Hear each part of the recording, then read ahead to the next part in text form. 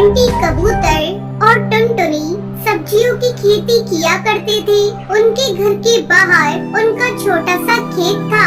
इस बार तो आपने बहुत सारी अलग अलग सब्जियां लगाई हैं। हाँ टुनटुनी, इस बार मैंने पहली बार कद्दू की सब्जी लगाई है। जब सारी सब्जियां आ जाएंगी तो हमें अच्छा खासा मुनाफा होगा। हाँ, लेकिन पहले हमें इन पौधों का अच्छे से ख्याल रखना होगा। हाँ, वो तो रखेंगे ही। मैं और आप कोशिश करते रहेंगे। टुनटुनी और बंटी कबूतर मिलकर अपनी सब्जियों के खेतों का बहुत अच्छे से ख्याल रखते थे। उनके खेत ही उन दोनों की कमाई का जरिया थे। धीरे धीरे उनके पौधों में सब्जियां लग गयी। ये देखकर वो दोनों बेहद खुश थे। लेकिन एक दिन टुनटुनी ने देखा कि घर का सारा राशन खत्म होने की कगार पर है। अजी सुनते हो, सारा राशन खत्म होने वाला है। आज आखिरी बार खाना बनाऊंगी। अच्छा, कोई बात नहीं, कल कुछ सब्जियां तोड़कर बाजार में बेच दूंगा, ठीक है? उस रात टुनटुनी और बंटी कबूतर सो गए। तभी तेज बारिश शुरू हो गई। बारिश के साथ तेज आंधी भी शुरू हो जाती है। मौसम अपना कहर बरसा रहा था। तभी एक बिजली की आवाज सुनकर टुनटुनी की नींद खुल गई। उसने बरसात की आवाज सुनी और अपने पति को उठाने लगी। अजी उठिए, उठिए, बाहर आंधी तूफान आया है। क्या? हाँ, आवाज सुनिए। जब बंटी कबूतर डाल पर आकर देखता है, तब तक तेज आंधी से सारे पेड़ पौधे उखड़ चुके थे। टुनटुनी, सारे पौधे उखड़ चुके हैं। हे राम! आप पहले अंदर आइए। बंटी कबूतर घर के अंदर आया और उसने दरवाजा बंद कर दिया।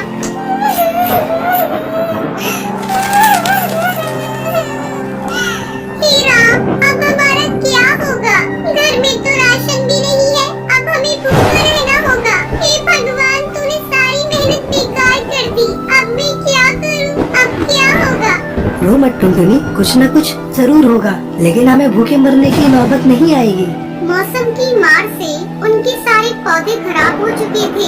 ये सोचकर वो दोनों परेशान थे और सुबह हुई और मौसम का कहर रुक गया।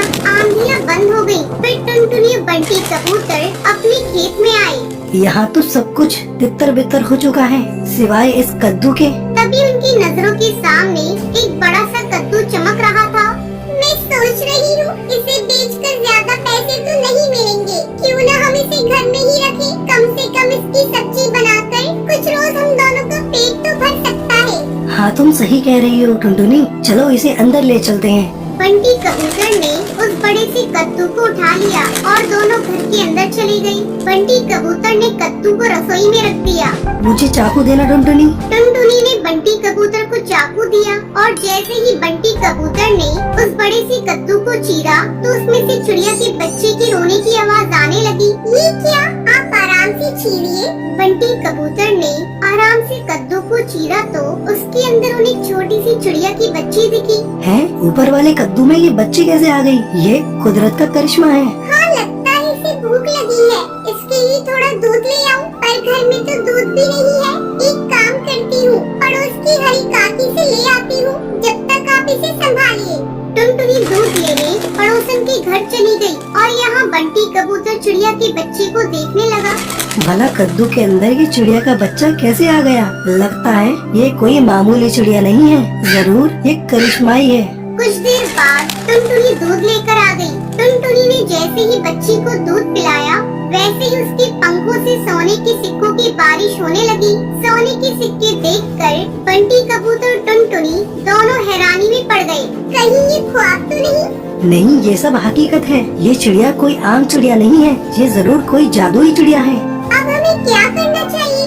हमें इसका अच्छे से ख्याल रखना चाहिए। जब तक इसके माता पिता नहीं मिल जाते, अब तक हम गरीब थे, लेकिन इतने सारे सोने से हम अमीर बन गए हैं। तो अब हमें गरीब पक्षियों की मदद करनी चाहिए। आप बिल्कुल सही कह रहे हैं। गरीबी की तकलीफ क्या है वो हमें ही पता है। टुनटुनी और बंटी कबूतर ने उस चिड़िया का बहुत अच्छे से ख्याल रखा और सोना बेचकर मिले हुए पैसों से दोनों ने गरीब पक्षियों की मदद करना शुरू कर दिया। वो दोनों रोज जंगल के गरीब पक्षियों को खाना बांटा करते थे।